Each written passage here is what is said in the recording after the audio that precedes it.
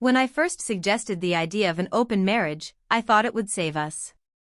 Laura and I had been together for 7 years, and lately, our relationship felt more like a routine than a romance. We loved each other, sure, but that spark, the thrill, the passion, the reckless kind of love we used to have, had vanished somewhere between office stress, late-night Netflix binges, and endless to-do lists. I'd read articles online, seen podcasts talking about how modern couples explore freedom to strengthen love. So one night, over wine and soft jazz, I said the words that would end everything: maybe we should try an open marriage.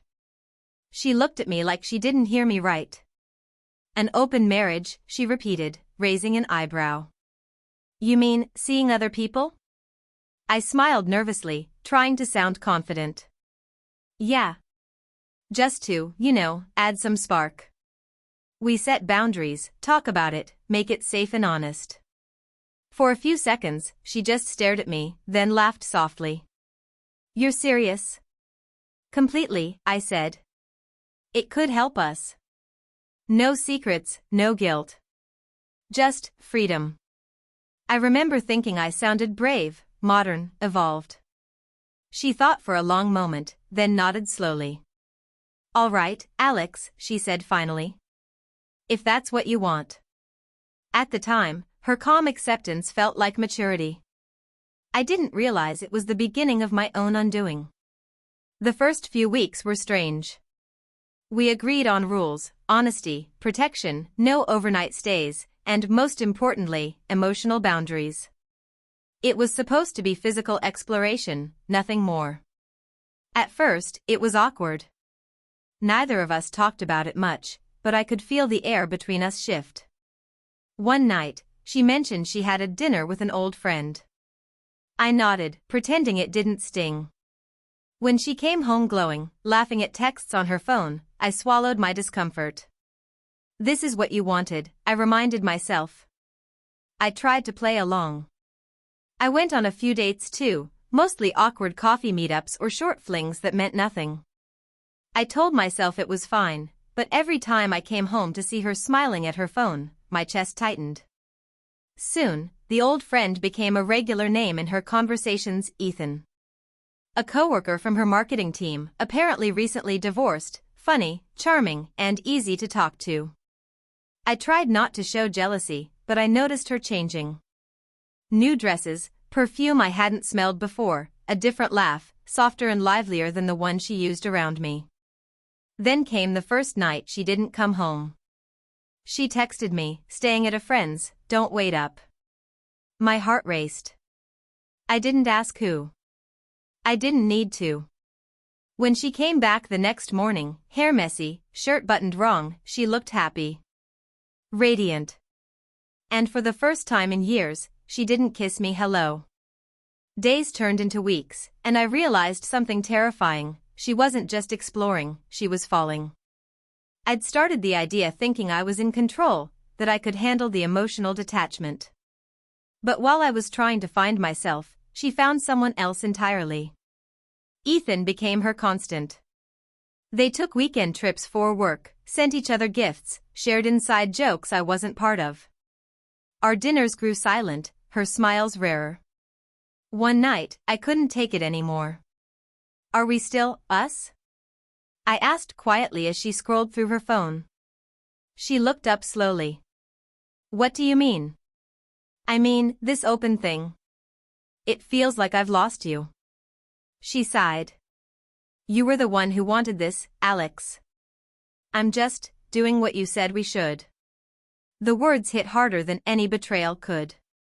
I'd handed her the key to her freedom, and now she was walking out with it. I thought maybe if I tried harder, I could bring her back.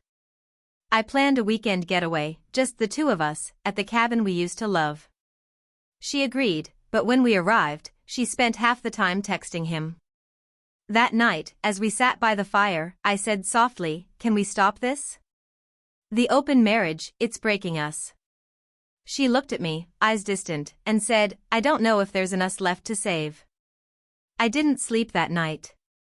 I lay awake, listening to her breathing beside me, wondering how love could fade so quietly. A week later, she packed her things. I'm moving out for a while, she said, not meeting my eyes. It's not forever.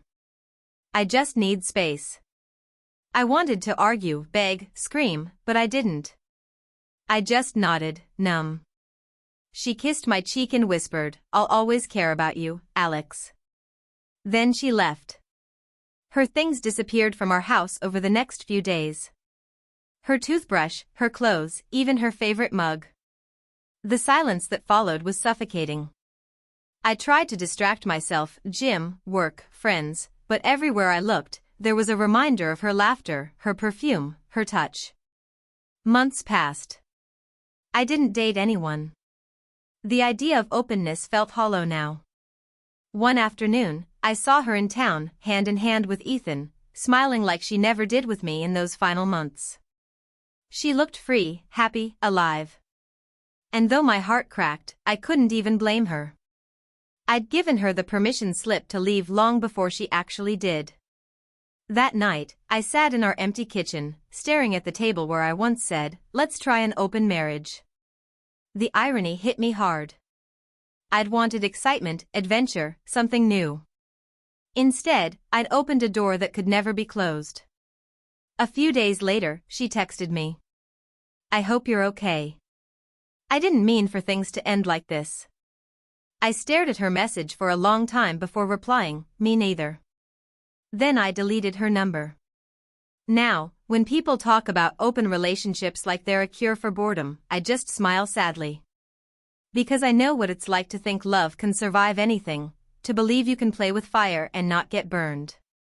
But the truth is, love isn't meant to be stretched between two hearts. It's fragile, delicate, and once broken, it never fits the same again. I started that journey wanting freedom. Instead, I found loneliness. I learned that sometimes, the walls we think are holding us back are the very ones keeping love safe inside. And when we tear them down in the name of openness, we don't just let the world in, we let each other go.